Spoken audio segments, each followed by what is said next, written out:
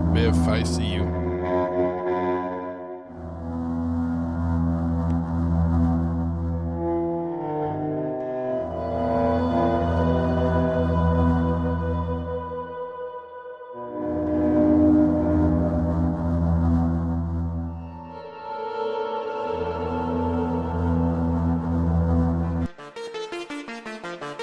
Unveiling the unseen, exploring the bizarre, unraveling the unknown, and shedding light on dark realities.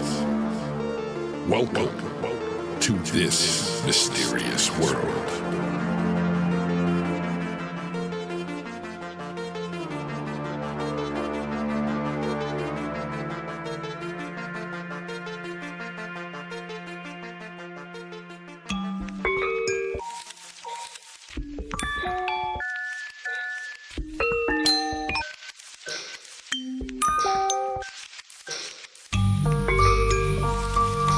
Welcome once again to another episode of This Mysterious World. I am your host, Jay Fonzarelli, and tonight, let's just say I've got a great show for you. And when I say I've got a great show for you tonight, oh boy, do I have a show. Coming up, I have a guest who has been investigating the paranormal for almost 30 years. And folks, some of the things that we will be talking about tonight may not be for everyone, or at least those who spook easy. If you've got little kids in the room, I would not advise them to listen. Also have a very interesting email to read in a bit, but first, the news that some may call weird.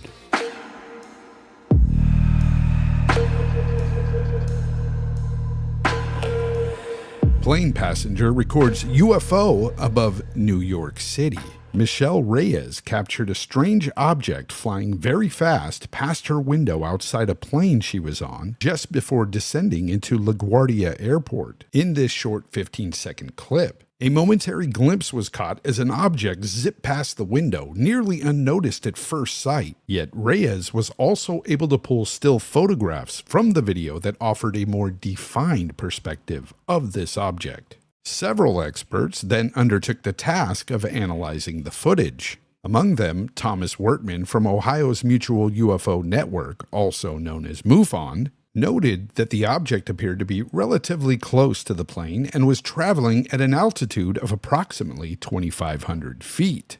However, he wouldn't draw any definitive conclusions regarding the object's nature, stating only that he doubted it was a drone or military aircraft, as drones aren't supposed to fly at that altitude, at least legally anyway. He added, if it were related to defense or law enforcement, it wouldn't typically be seen so close to a major flight route. Now, if you haven't had the chance to see this UFO online yet, I strongly encourage you to do so. It's quite easy to locate. The footage is surprisingly clear and definitely worth a look. Now, this next story is a pretty interesting one. At least I kind of chuckled at this news article. NASA experts have been asked to help in the search of the Loch Ness Monster. That's right, folks. NASA has been called upon to assist in the new search for the Loch Ness Monster, organized by researchers at the Loch Ness Centre in the Scottish Highlands. The space agency, along with other scientists and universities, have been invited to contribute their expertise to the endeavor. Now, the search, coinciding with the 90th anniversary of the first organized surface watch of Loch Ness, aims to uncover new insights into the legendary creature's existence. Volunteers are being recruited to participate in surface watches, both in person and remotely through live cameras on the Loch Ness website. Additionally, efforts including a documentary screening, live debates, and boat expeditions equipped with hydrophones to listen for mysterious sounds from the depths of the loch. The Loch Ness Centre, which recently underwent renovation, is eager to make this search the most comprehensive yet, seeking assistance from both enthusiasts and experts, including NASA, to unravel the mysteries of the loch. You know, this is another one of those mysteries. I'd love it to be real, okay? But the story kind of reminds me of the story that Napoleon Dynamite read in the movie where he said Japanese scientists were trying to blow Nessie out of the water. I mean, of course, they're not trying to blow Nessie out of the water in this case, but I don't know. You guys let me know in the chat what you guys think. Do you think the Loch Ness Monster is real? There's an invasion going on right now in the Midwest and southern states. That's right, cicadas. Those nasty little bugs that consume copious amounts of watery plant fluid are emerging from the ground where they've laid dormant anywhere between 13 and 17 years depending on the brood. In one South Carolina town, residents have been reaching out to police as both these broods have emerged from the ground. The Newberry County Sheriff's Office posted a message on Facebook Tuesday reassuring people that the buzzing noise they hear is simply the male cicada singing to attract mates after more than a decade of dormancy. Sheriff Lee Foster mentioned that some individuals have even stopped deputies to inquire about the source of the noise. These cicadas have been on the move across this county, which has a population of about 38,000 people. As Tuesday progressed, there were still calls coming in about the noisy little insects. If you haven't been around cicadas in a bunch of trees in the South or Midwest, I'm telling you, it can get super, super loud. However, while some people are more concerned with just the noise, I'm about to ruin your day with another fact about these disgusting little bugs. Now, as was mentioned in that article, they drink a lot of watery plant-like fluid. And, well, folks, it's got to go somewhere. They will urinate constantly. And the worst thing about it, if you live anywhere near these cicadas and, you're around the trees that they happen to be occupying, well, if you feel any kind of mist in the air, that's not rain.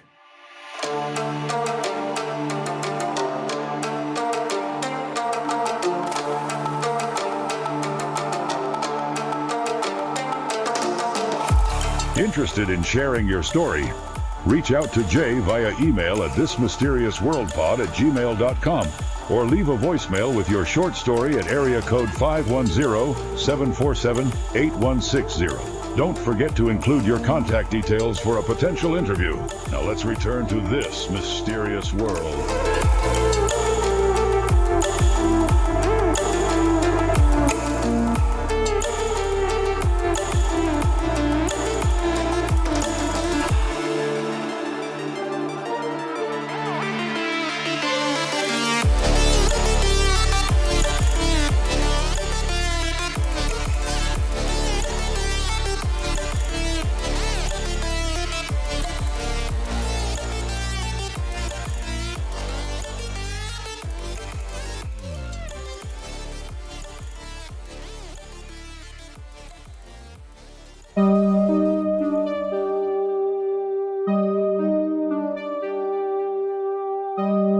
Tonight's email comes from Dustin. He says, "Hey Fonz, longtime listener of GTL podcast and frequent lurker of the comment section. I will first preface this by saying I am completely neutral on the belief of ghosts and or the paranormal in general, but I am always interested in hearing of stories of other people's experiences and keep an open mind. I have a story for you of when I was a teenager about what was very likely an encounter with something paranormal, as there was no other rational explanation as to what happened to me that day. To start off, my parents owned a cleaning business, and they would sometimes make me, my brother, and sister tag along to help when we didn't have school that day. At this particular point in time, I lived in Washington State on a very large island in Puget Sound. The location of this building was in a very secluded area of the island, quite literally in the middle of the woods, with a long winding road that led to a large single-story resort-like building. On this particular day, my brother and I were helping my parents clean this place, which was just going to take a couple of hours. And it just being the four of us, we spread out to cover more ground, so we were oftentimes working alone. Once we finished a task, we would look for our parents again to get instructions for the next. We had been there for a little while cleaning, and I had just finished a task, so after walking around for a bit, I finally located where my mom was and asked her what she needed me to do next. She told me that the paper towels in the bathroom needed replacing and that the paper towels were located in a closet, and then proceeded to tell me where that closet was located. The layout of this hallway where the closet was is important to the story. It was in the center of the hallway, about 75 feet long. On the left was a single door that was the closet. The rest of the wall, this is the important part, had no doors or any other entrances. The right-hand side of the hallway were windows from floor to ceiling that did not open. As I got to the closet, I opened the door, flipped on the light switch, and saw the paper towels right in front of me, but high up on a shelf. I was about 5'11" at the time, and this required me to get as close as possible to that shelf and stand on my tippy toes just to reach the box. As soon as I touched that first roll of paper in the box, the door behind me slams and the light shut off. Startled by this, I immediately turned around, flipped the light switch back on, flung the door open, and looked down the hallways in both directions. And nobody was there. No sounds of somebody running away. Just nothing. Now remember, this is the only door in this 75-foot hallway, and the time between when the door slammed shut and when the door was open, it wasn't no more than a few seconds, which would not have left enough time for somebody to run out of sight. The door also opened into the closet, so neither wind nor air pressure would have been enough to close the door behind me. And even if that were possible, it doesn't explain how the light shut off. Since this place was being rented out a lot, my parents were often scheduled to clean the building. Well, my dad, some months later after the encounter I had, he told me that some of these people that would rent this building would hold seances there and do lots of other pagan rituals. It seemed to attract these types of people because it was way out into the woods. He also told me of stories about how he had witnessed ghosts of elderly people in the main convention hall. And my mom, who like me is completely neutral with her beliefs in the supernatural, she too also had various odd sightings and even heard voices numerous times while she was alone in that building. I'm still not entirely sure what happened that day, but there isn't any rational explanation as to what happened. But based on both my parents' experiences there and the fact that this place was being used for pagan rituals, I'm leaning more on the side that there was something supernatural messing with me that day. Appreciate you, Dustin, for sending that email in, and yeah, I don't know about that. Like, if I'm in a closet and the door slams behind me and the light shuts off, yeah, I'm out of there. I'm telling my parents, we got to go. Like, this is too much. I don't know, chat. What would you do in a situation like that? Man, no thank you. Coming up shortly, our guest of the evening. It's going to be a good ride, folks. Buckle up.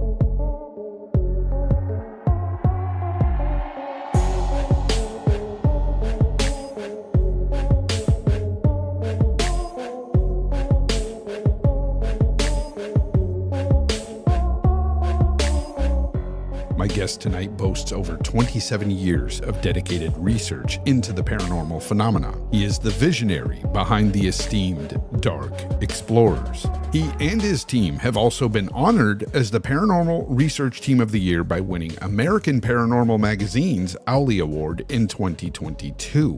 You also may have seen him on the TV show Destination Fear back in 2021. Joining us tonight is none other than John Montelongo. How are you doing, sir? Doing good. How about yourself? Good. Great. I'm very excited to have you because, number one, I've been watching a lot of the stuff you've been doing. And, you've got a lot of videos and stuff out there. A lot of audio anyway. And some of it creeps me out. I'll be honest. But it's very interesting what you do. And I just have to ask, like, how did you get started in all this paranormal investigations and stuff? Well, as I usually say, I was actually born into this type of stuff. It was never really a hobby. And when I say that, both sides of my family, they used to do they're called curanderos and curanderas, meaning people who go and heal people, So what they would do, my grandma would use like witchcraft and, you know, old Mexico's type of witchcraft and voodoo and hoodoo to like help remedy some of the people that are coming to her house for looking for help and all this other stuff. So just kind of being around that, and then my dad did it as well, it kind of just was second nature to us. So it wasn't really like, oh, this is just weird. We grew up we grew up in a haunted house or anything like that. I mean, it was just like every single house that we had just seemed to be something in there. Now, could it be that maybe what our family was doing and it's just, you know, called the haunted people, so to speak? But I was just born into it, and it just became second nature. And when I finally decided to go ahead and move forward into the paranormal, I just decided to jump right into it and just move forward and see what I can do. See if there's anybody who needs actual help, you know, to you know, do the things that my dad used to do and my grandparents before him. So that's why I'm pretty much in this right now. So basically, it's just a long lineage in your family of just doing this sort of thing. One thing I noticed, though, in some of the things you have talked about in previous interviews and stuff you've done, is the fact that your family has had a long line of having abilities. Now, what type of abilities exactly are you talking about? And which ones did you acquire yourself? That's what I'd want to ask as well. Yeah, So as far as my mom is concerned, I just know from what she has spoke to me about that she has dreams, and in those dreams they would actually come true, and then she would get feelings too as well. You know, whether it be something bad is gonna happen, or hey, I kind of feel like somebody is not having, you know, a good day, or we're going to get bad news today or something like that. So that type of ability that she has. Now, as far as my dad is concerned, he used to like astro walk. He also, the thing is with my dad, he grew up into this type of stuff just like I grew up into it. But the thing is that they would never really talk about, hey, you know, I feel this way. Why do I feel this way? And all this type of stuff. So it was never a really open book type of thing, an open door type of thing for them. You know, so me trying to understand him was not very, you know, something that we would just sit around and just talk about. But the things that he would talk to my mom about is kind of how I knew what he was going through, what he was experiencing. So like the astral walk and stuff like that, you know, he would talk to my mom about him going to sleep, and then, you know, him hovering over his own body, and then just looking at himself, and then moving to different places or going to other places, and then just coming back from that astral walk, and then just waking up so tired, you know, from all of that. That sounds fascinating. Yeah, that sounds fascinating. Being able to do that. Very, very crazy. Yeah. So I mean, and that's just one of the main things that I know of him. Now, for myself, I have like a multitude of all these abilities, and it's even more so on the empathic ability, meaning that I can feel stuff, I can sense stuff, I can sense people's moods. I mean, even through a text message, I can kind of feel like whatever that person is going through, or whatever it may be, I can feel that. The psychometry, you know, when you put your hands on an object, and you can just feel that energy, and whatever it is on there, it's kind of showing you what's going on. I can see stuff sometimes, and it has to be kind of, and in order for that to happen, it has to be like something very strong and wants to show itself to me. And so when it does, then I can see it very clearly. The other things is the audio, which the hearing. I mean, I can hear it. I can hear things very well. That happens all the time, even when I'm not working the case. You know, I can be here at home, and I can hear things just whispering to me, you know, just like the other night, you know, a couple of nights ago, something strange came into the house and literally just started talking to me. Oh, wow. Now, a friend of mine told me that it was like something angelic that came in, and I've never experienced anything to this point to where I was watching the NBA playoff game, and I can't remember which game it was, but as I'm sitting there watching it, I get this feeling that something came into the house, and then like I couldn't hear the television anymore, and everything just sounded blurry and it slowed down, and then this voice came in and started talking, and then there was like this small faded background beep, and even though I could not read, because we don't got anything that beeps in our house, and even though it was beeping, I would get the sense it was the color blue, and it was just the weirdest feeling, and the weirdest whatever this thing that he was talking to me, giving me this message. I mean, it was just like, what in the world is happening? And I'm sitting here, and I got my TV, and halfway up, so I can actually hear it, and I could not hear it anymore. Yeah. So, I get those types of messages and stuff like that. But like with cases, I can go into a house and I just kind of put my energy out, and I can just kind of listen to everything going on and wanting to speak to me and all this other stuff. And we tell people, if we go into your house and we're going to help you, there's no secrets that are there, because everything wants to talk to us, even so there's nothing that you can't hide. So we will know about it, by the way. Yeah, because it's not just yourself. Your team also has their own abilities as well, right? Yeah. Like my fiance Jordan, she can see spirits just like how you see each other every day, face to face. She can also hear. She can also see. She can also feel. But she's in that beginning stage to where things she's better. She's gonna understand it better what's going on. As opposed to me, I've been doing it such a long time. I kind of already know signatures to different things, and since we deal with a lot of darker cases, I kind of know the signatures of each one of those, and I kind of know like, oh, that's a higher up, or this is a lower level type. This is something else. And even at weird times when we deal with those types of cases, even like alien energy, it's totally different as well. And like I said, I've been doing it for such a long time. I can kind of already discern which one's which.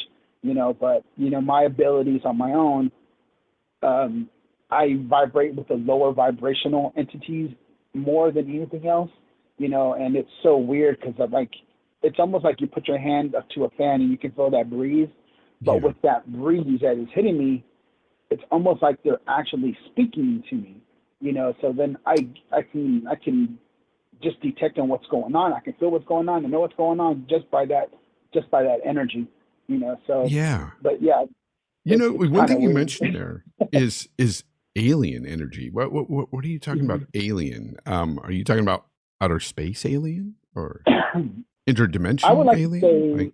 I would like to say both, because we actually work with MUFON as well. Oh, so wow! We're more, did not know that. Yeah, we're more of the ground team. So if there's like a case that they're wanting to check out, they send us pretty much forward to go see if it's either paranormal or it's something else.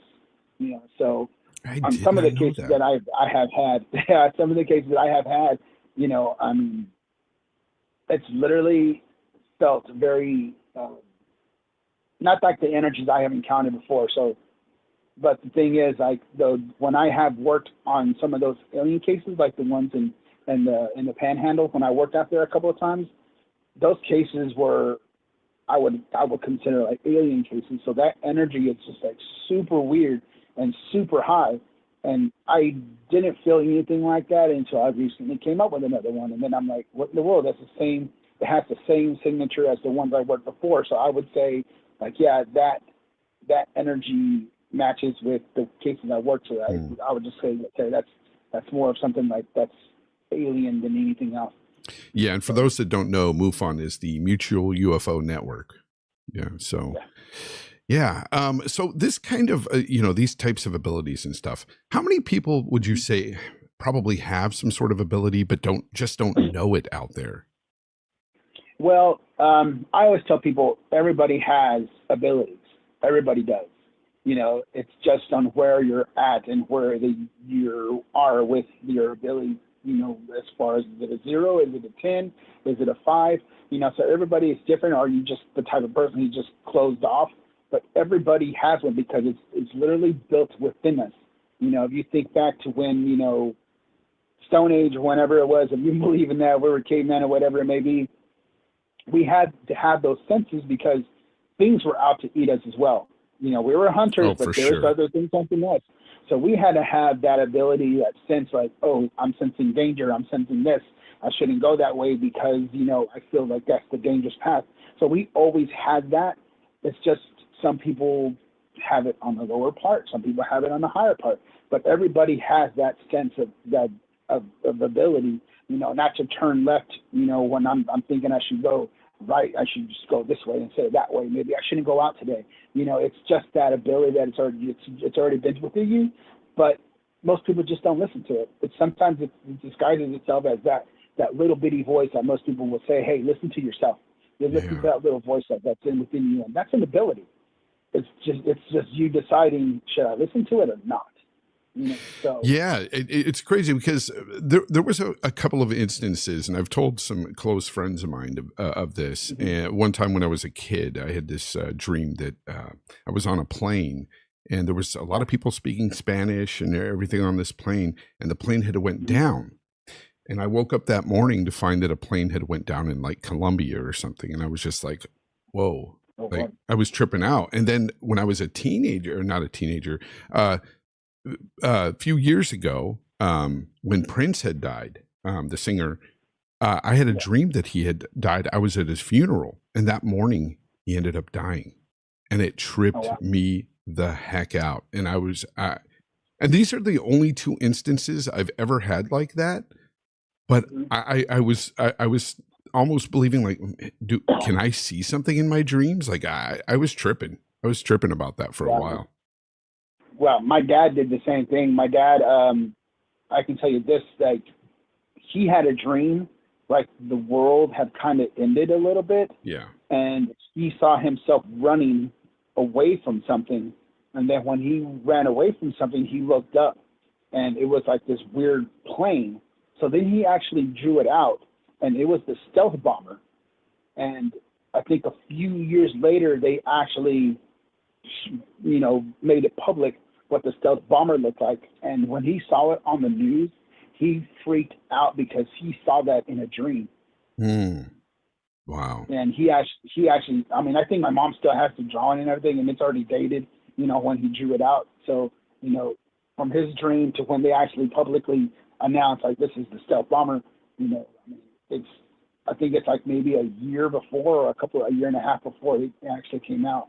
But yeah, he dreamt that, like, there was fire everywhere and he was just running away from this object, and he happened to look up and it was the stealth bomber, and he drew it out as detailed as possible. It looked exactly what it came out when it came out in public. Wow. It's incredible. So you put together this Dark Explorers team. How did that all come together? Because I know you guys like to go out and your main mission really is to help people. That's what it seems like from your website anyway. And you guys, I've heard some of the audio from some of those that you helped, and we'll play a little bit of that later on. But how did you get involved with, starting a team? I mean, were you doing this a while by yourself before you decided to do this? Yeah, I mean, I was by myself for a whole minute, and then when I moved to the town I'm in now, I just decided to try to look for a team, just to be part of one. And I came across another team that was here, that was local. I talked to the founder of them, and we got along so well, and I literally told her, like, hey, from now on, we're going to have nothing but demonic cases. Back then, this was probably like 12, 13 years ago or something like that, probably a little bit longer. Back then, I didn't know the stuff I need now. So when I said demonic cases, I probably meant more like on the darker realm of things, not truly demonic. But literally, my first case with them was something that was demonic, and it was actually hurting a young lady who was pregnant, and she was probably about a month or two from giving birth. And have you ever looked at a woman who's pregnant and who's a couple of months away? I mean, they're super big. And this lady, she looked like she was a skeleton, and whatever was going on was sucking her life force away, and you could see her cheekbones, you could see, whatever was going on in there, I mean, it was literally taking her life away, you know. So that was literally my first case for them. But as time went on, you know, I kind of felt like I needed to grow more. And as I was growing more, I was actually finding my way back into my faith. And I came across this case that was in Wisconsin. And when I actually got the case, I didn't even know anything about it. But for a year, I was dreaming and seeing like a vision of like a long road, and then it splits off into two ways, you know, right and the left. And for a whole year, I seen this, and I could not figure it out. And so then when I got called to go help this guy in Wisconsin, and this was another demonic case, we went all the way up there, and literally for an entire week, you know, it was nothing but minor rites and praying over the entire family, things that were going on in that whole household. I mean, literally opened up my eyes, and the last minor rite that I gave before we were to leave was on the parents, and whatever was attached to him literally came to me, and I had to walk outside to like regain my, not only just what happened about me praying over him, but also what was going on with me mentally, because it was just like, okay, what just happened, you know. And I walked out, and as I was walking out, I remember like, hey, you know, I need to ground myself. So I find a tree, because I have this thing with trees. So like I go there and I put my hands on it, and I'm just trying to like find an even way to ground myself. So I'm doing that. And so once I actually calm down, and I'm like, okay, God, you know, I'm just gonna take a walk. And as I take a walk, I go up this little hill, and to this little hill I turn left. And from that, when I turn left, there is that road, and it splits off. And I'm like, holy, like, shoot, I have been seeing this for like an entire year, and here it is literally right in front of me, you know. And I didn't know where it was coming from until that time. And then I'm like, okay, I know exactly what it meant. And it was God talking to me saying, okay, you're on this path, but now it's either time you're going to work with me or you're not. So I decided, okay, well, from now on, I know where my faith is going to be. I know where my work's going to be in this. So this is what I'm going to do. So I said, okay, God, I'm going to work with you. And I went back to that house, and I literally, you know, prayed over the rest of the family, cleansed everybody, cleansed the house, cleansed the property. I mean, I did all of that. And then, you know, we left that next day, and the family hasn't really had anything happen to them, you know, since then. So, you know, that's when I came back, and I was like, okay, you know what? I'm not a good mesh with this team anymore because of what happened. And because of my new path, I need to do something new and with a new team. And this is now my mission. So that's why I created Dark Explorers, you know, because of that, you know. Yeah, and you guys focus on the darker stuff there. And I see that you have also gotten a lot of hate for doing such things. Like, you know, there's people out there, there's always going to be haters, right? But there's people out there that feel that you guys are, you know, Satan worshipers and things like that. I've seen, and it's just like, it's ridiculous when you see the actual work you do. So has there ever been a case where it's startled you at all? Not really. I mean, like I said, I've been doing this for such a long time, and with the stuff that I've seen with my dad and the stuff that I see with grandma and stuff like that, it's nothing really surprises me. It's really what surprises me now is kind of like how young everything starts now, you know, because we're used to dealing with like people who are in their 30s, maybe 20s, you know, 40 years old, 50 years old, stuff like that. But now, like, some of the darker stuff is actually from kids from like 10 years old to 15 years old. And, you know, they say, hey, I want to be a witch or whatever it may be, you know, and they'll jump on TikTok and learn all these spells and learn all these things. And they don't really know what they're doing, and they go do their own thing. And the next thing you know, they're actually casting or invoking something into their home, and not knowing what's going on. You know, I mean, there's a lot of cases like that. I deal with a lot of teenagers and stuff like that. But every once in a while, I'll get something that's, like probably the one that you're going to be playing later on, the recording. She has been going through a lot of stuff, in her life, and she had like 2 exorcisms already. And by the time she found us, other things happened. But yeah, I mean, there's not really a case that I can just say like, yeah, that's the most crazy one. I have been involved in like going to like locations and they're like, oh man, that was so crazy. Yeah. I'm sure there's some locations that are just filled with, entities and stuff that you are feeling or even hearing. We'll hear some of those coming up too.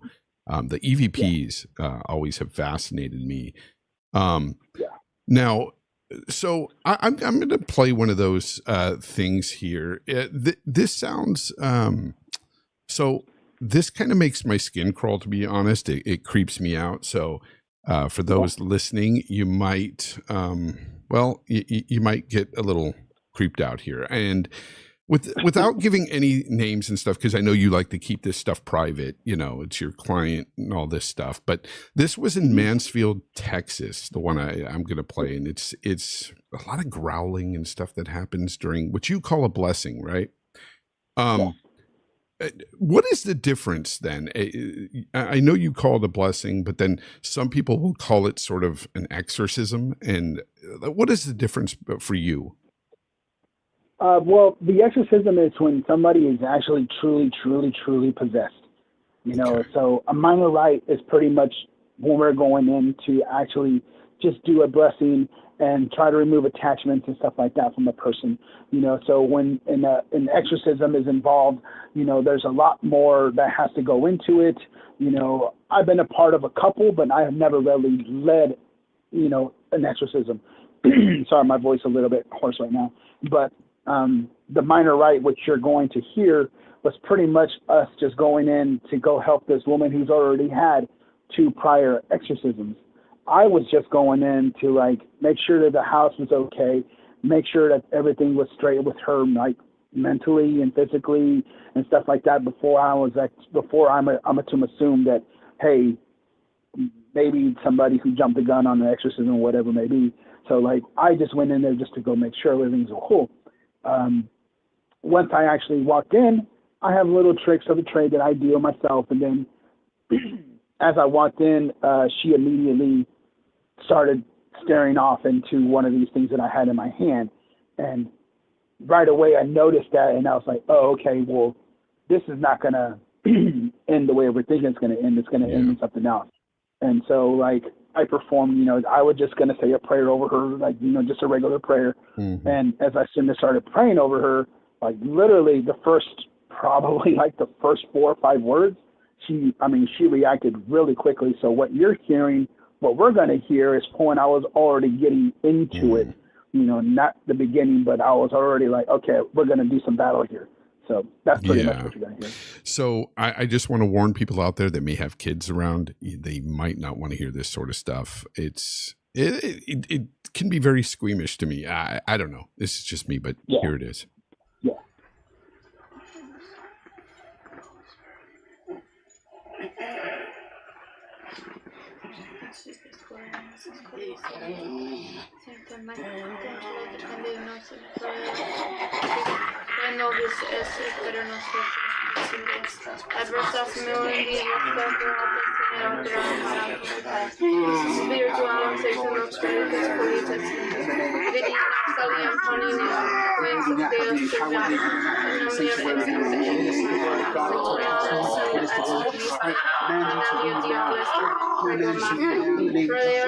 You do not have permission to be here. It is the word of God who commands you to leave. It is the name of Jesus Christ. Command you to leave now. In the name of God, we command you to leave now. In the name of Jesus Christ, we command you to leave now. It is God Himself who commands you to leave. Our Father, the Lord in heaven, holy be Thy name. Thy kingdom come, Thy will be done on earth as it is in heaven. And give us this day our daily bread, and forgive us our trespasses, as we forgive those who trespass against us. And to lead us not into temptation, but deliver us from evil. For Thy is the kingdom, the power, and the glory, forever and ever. Amen. In the name of Jesus Christ, open your eyes now. Look at me now. You are to leave now. Leave now. In the name of God, we command you to leave now. In the name of Jesus Christ, we command you to leave now. Wow. Yeah. So a lot of stuff going on there. And what's crazy about the start of that is you hear these growls and these guttural sounds that don't sound like they would come from a woman. And then, you know, once you do your prayer and everything, there's a sense of calming and it kind of just goes away. And it's, I don't know how you have the strength to do something like that. That would creep me out. Yeah.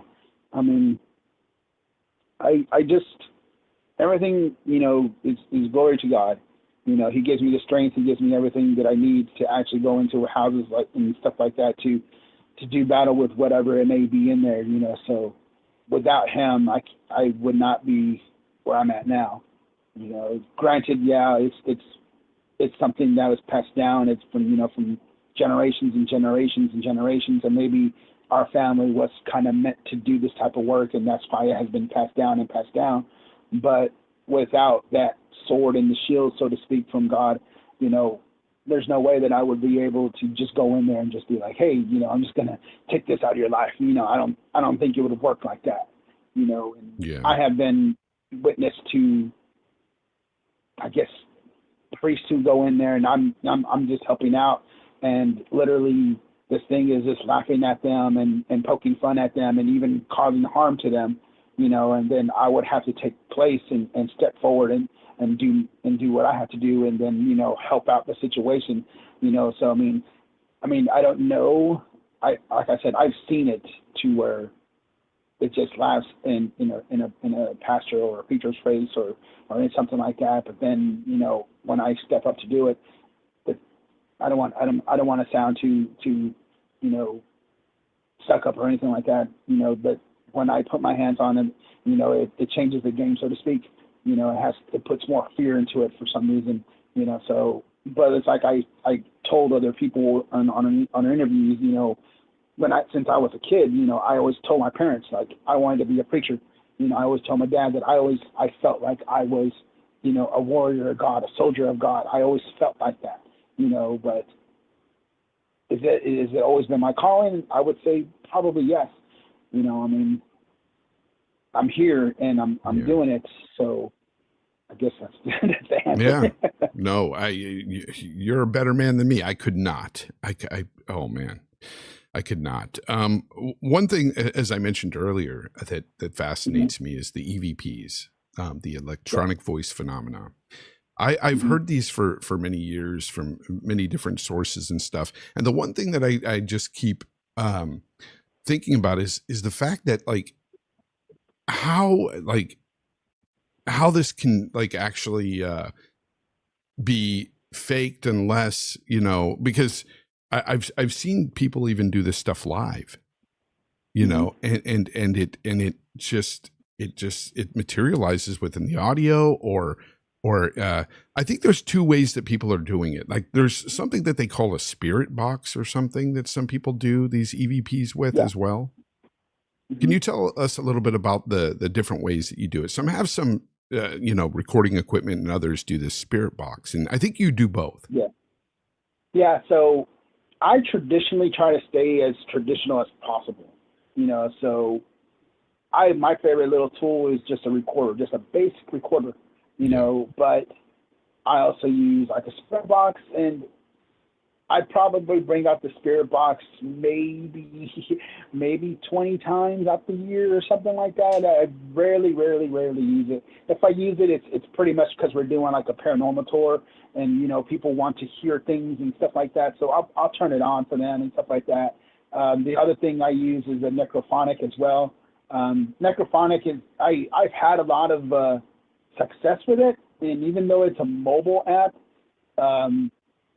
it really, I mean, like I said, I've had a lot of luck with it, you know. And I know it spits out like a couple of words here and there, all this other stuff, but the things that I have gotten from it have been like complete sentences. Wow.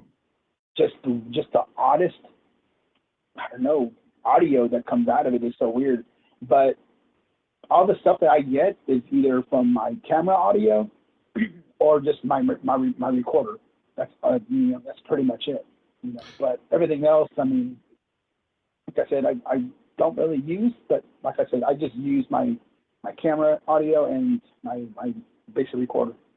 So the first one I'm going to play here is from the Nazareth Hospital there in Texas. Okay, yeah.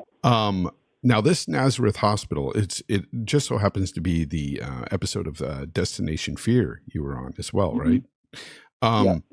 This one was pretty crazy because there was one in particular that you can just hear, like, just jumps out at you. It says John has secrets.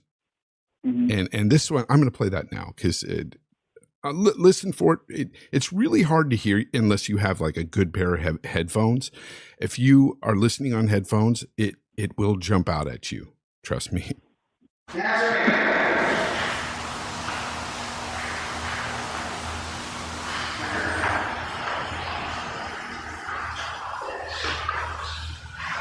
Okay, right there. You said John has secrets, but I'll just play that little portion now.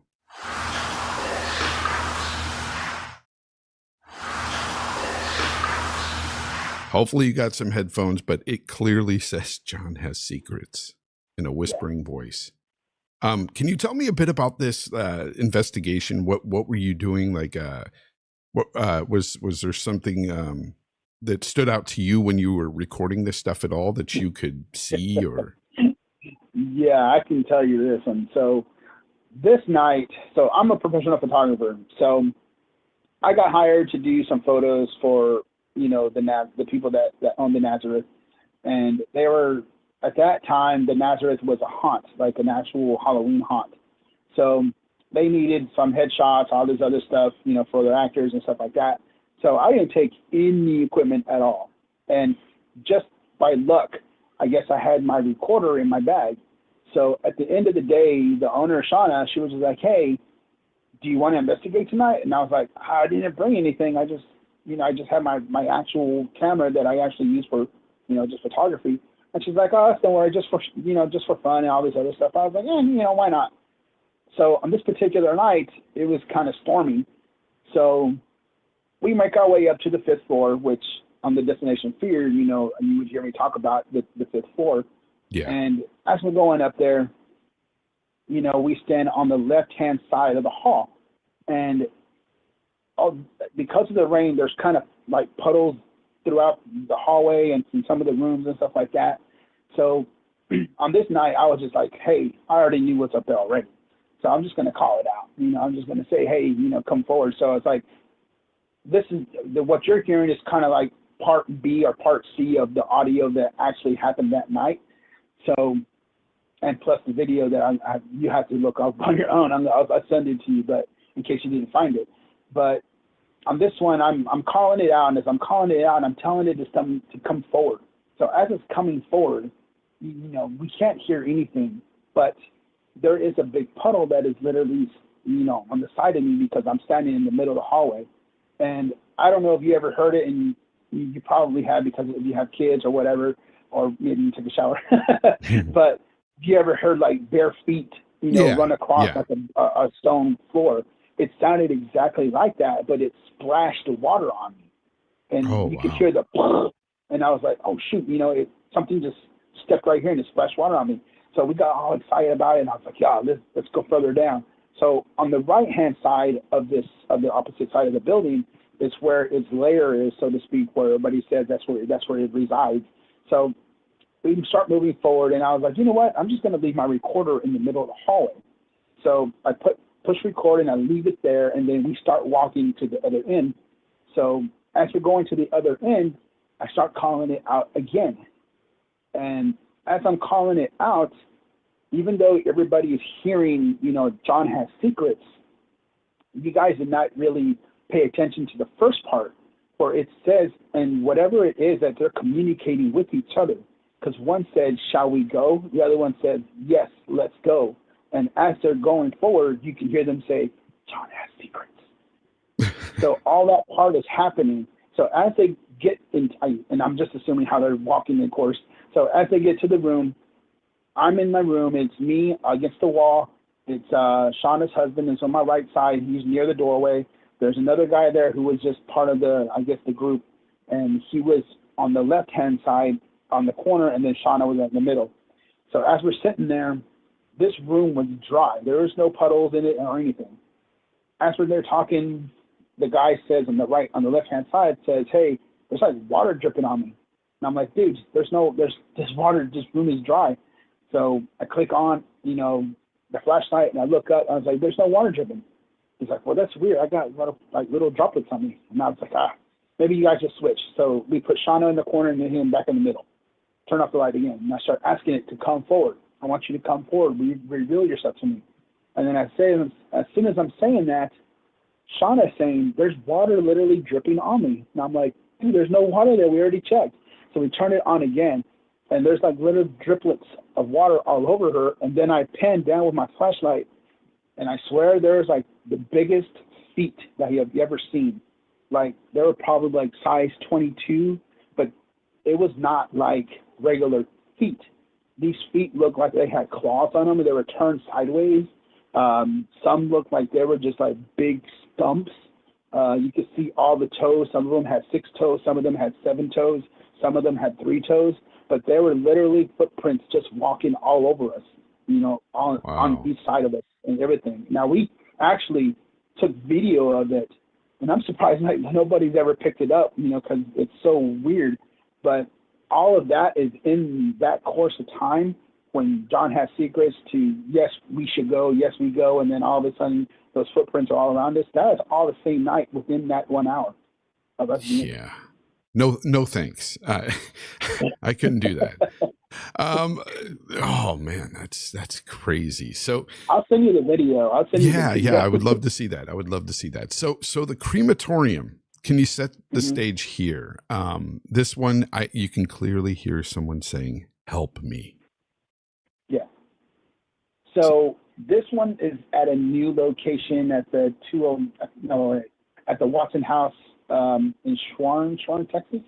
Now, so this house was like it was a family home, then turned into a funeral home or something like that, and now it's become an Airbnb.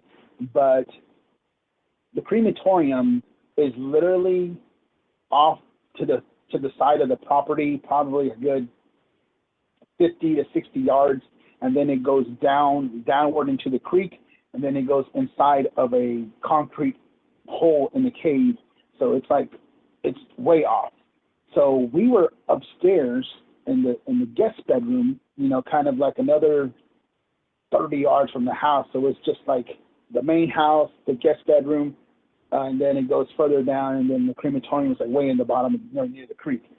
So what I did was a phone-to-phone method, which, I call each other's phone, we put it on mute and stuff like that, and then I'm just like talking to it while leaving the phone in the target area. So we didn't get anything besides like weird noises and stuff like that. So I was like, you know what, I'm just going to go get my phone and call it a night. As I'm going down, I have the recorder still on because I have a recorder downstairs and I have a recorder with me upstairs. As I'm walking down there, and me and these 2 other guys were there, I mean, they have like that twang accent, so they're distinct in their voices. And then as I'm going down, you hear a female's voice say, "Help me." And I'm like, as I'm listening to the recorder, I'm like, wait a minute, man. My fiance was there, but she was in the main house, way upstairs, already asleep. So there was no women around us at all. So I was just like, I have no idea where that came from. But the thing is, with that particular area is known for having a dark entity in that area. So I walk away with it being, okay, well, seeing how that it is known on that side of the property to have a darker energy, I'm not going to say, oh yeah, it's somebody who actually needs help. I'm just going to portray it as like maybe there's a slight chance that it could be something else, but you guys can do the judge. Yeah, exactly. And the fact that this is from a crematorium and you hear "help me," just that gives me the creeps. Oh yeah.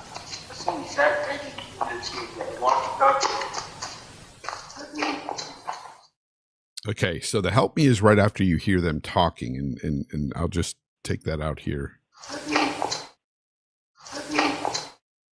So it's funny.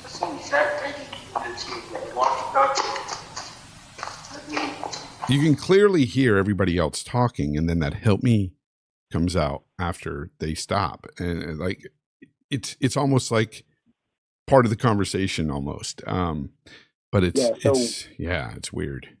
So what you're hearing though, you're hearing our voices Yes. that are still upstairs, but everything that you're hearing now is from the recorder that was downstairs. Yeah, that's crazy. Now this one here titled Round Rock, Texas. Now I assume you're using some sort of spirit box on this one. It's a bit different. Yeah, if it's the one that I believe you sent me this one, yeah. Yeah, that's the necrophonic one. Okay, this one it fascinates me on what it actually says here. I think this one. This Round Rock, Texas. What was this facility building? What was this you were investigating? Actually, this was a residential home. So we were called because there was spirits going on. The baby was seeing shadows, and we were just there to bless the home. So I'm just gonna set this real quick. So like, the baby was crying in this particular time. So I was in the middle bedroom, and I push record, and the necrophonic is going. I didn't want to ask any questions because I'm just sitting there, and the baby's crying, and which you can hear in the background. So I'm just waiting for the baby to stop crying, and I'm just sitting there, and then this thing, the necrophonic, just starts going off, and I'm like, okay, well, that's weird. Yeah, and it's even more weirder from what it had said to me. So, yeah, it was talking to you basically. Mm-hmm. Yeah, here it goes. Okay. You have a secret? And what is it? Tell me.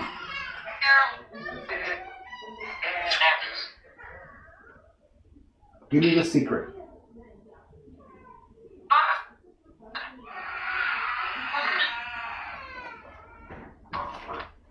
Tell me the secret.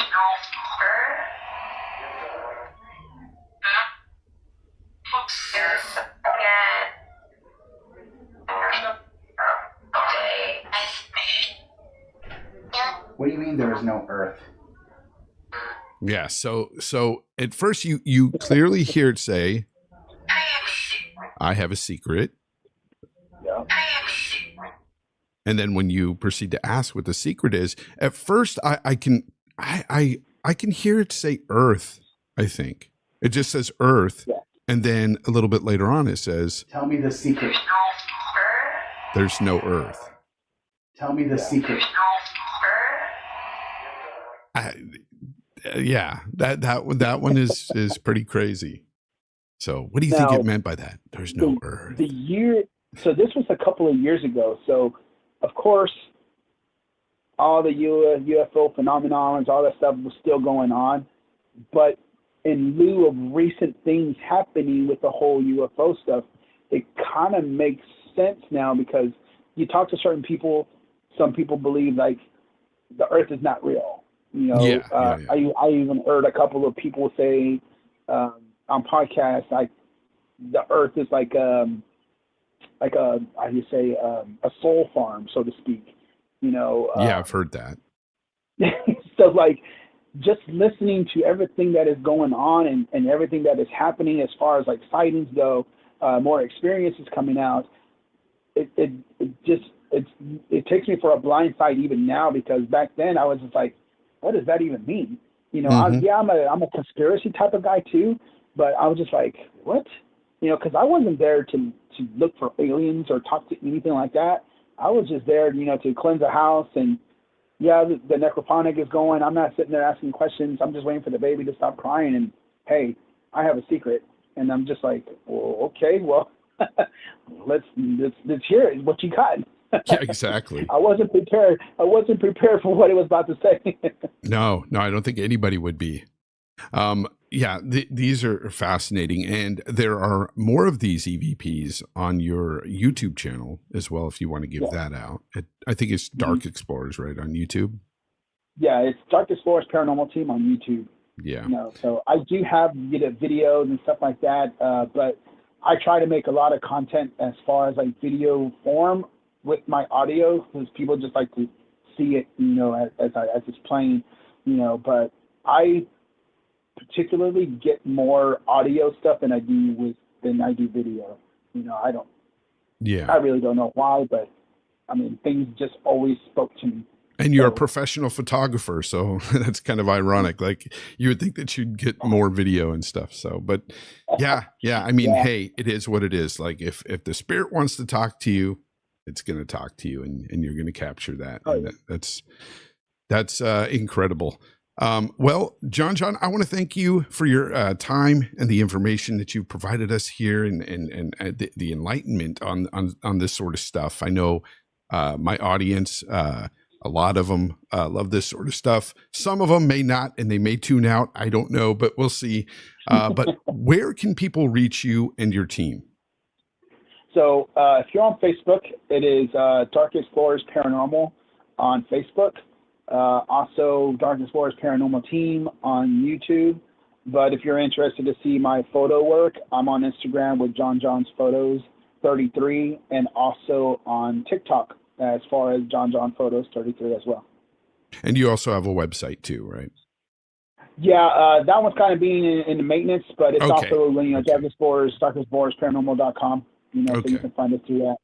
And I will have all that information in the description of this podcast. John, I want to thank you for this fascinating ride into the paranormal. I'd love to have you back on again in the future, maybe talk some future cases and stuff. I really appreciate your time. Not a problem. I appreciate it. All right. Thank you.